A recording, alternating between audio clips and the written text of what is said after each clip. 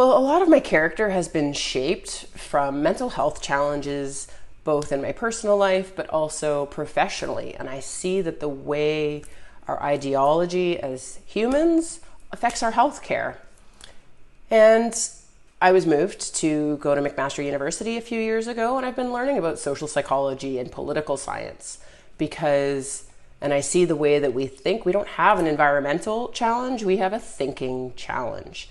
And I see that our healthcare system has been exploiting wellness for profit, that we have technological advances that are fantastic for acute injuries, but we really don't have solutions for long-term chronic care, and medication seems to be one of the only solutions. But as a holistic practitioner, I do see that there are a lot of services out there that are not subsidized and promoted so that we can actually work for preventive wellness. Because as Ben Franklin said, an ounce of prevention is worth a pound of cure, and we need to put more legislation in place to make sure that people are eating well and moving their bodies and working on positive mind frames so that we can all move together with wellness.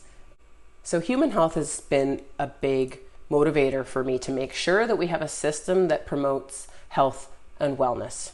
But what ties into that also is environmental health and wellness. As a co-founder of Milton Green Environmental Association in 2007, I've been motivated to promote sustainable solutions so that we can look forwards and make decisions that are going to affect our society in 7 generations, because there's been an extinction crisis going on, endangered species, since I was a kid. And I don't see government doing enough to promote and protect and conserve the other species in our web of life.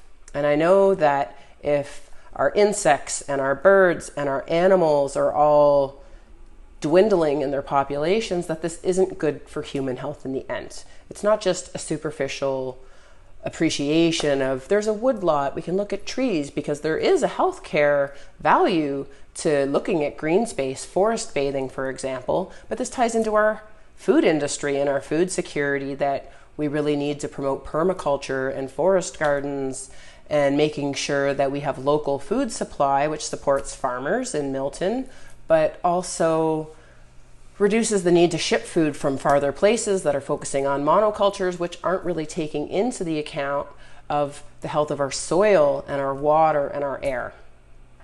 The Green Party really puts forward the Vision Green document and a platform that has resonated already with what I have established with research and science, but it's already there. So I can promote the Green Party platform with integrity and authenticity, because A, I believe in it, but B, their policy is to not whip votes. So I can represent constituents first, rather than putting my career on the line and having to stand up to party discipline, which is an issue with the other parties.